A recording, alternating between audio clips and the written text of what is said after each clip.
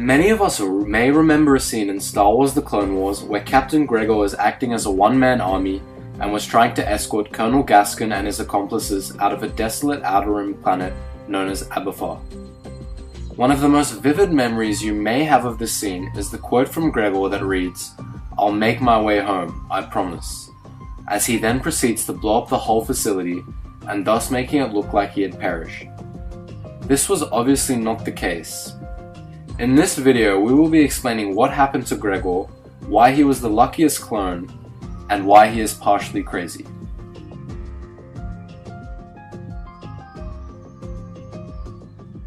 Prior to this episode, Captain Gregor was an elite clone that fought in many battles. The battle that led to his downfall, however, was the Battle of Surish. This battle was a disaster for the entire Republic, as they ended up losing a massive portion of the attacking force. This included Captain Gregor, who was documented as being missing in action and assumed dead. However, he was of course alive and ended up on the planet Aberfar with amnesia.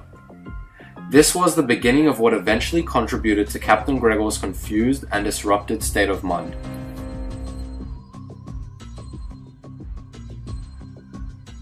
Throughout the episode Captain Gregor was featured in, he was shown to regain bits of his memory and therefore remembered his former self.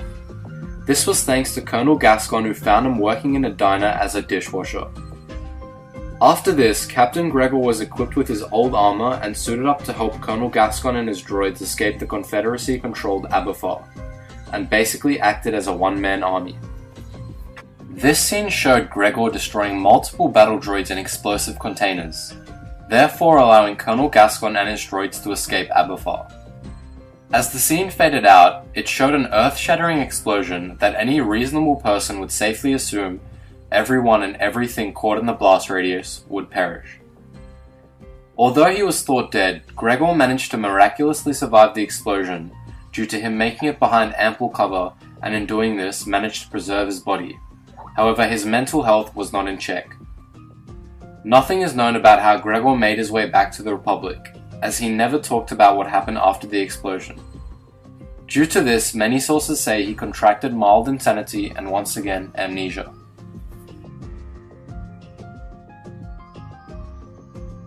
Gregor was one of, or if not the luckiest clone trooper in the clone army.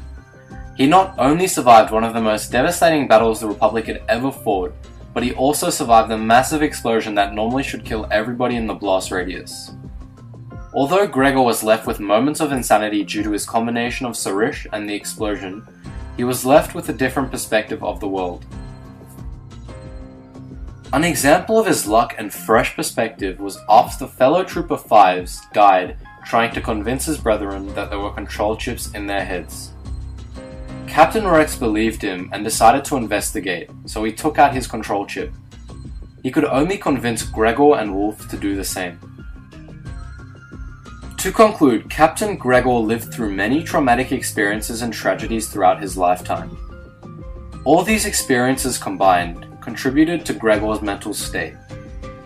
In saying this, he is still considered one of the luckiest clone troopers alive, as he survived 2 deadly encounters as well as removing the control chip due to his new perspective. Thanks for watching.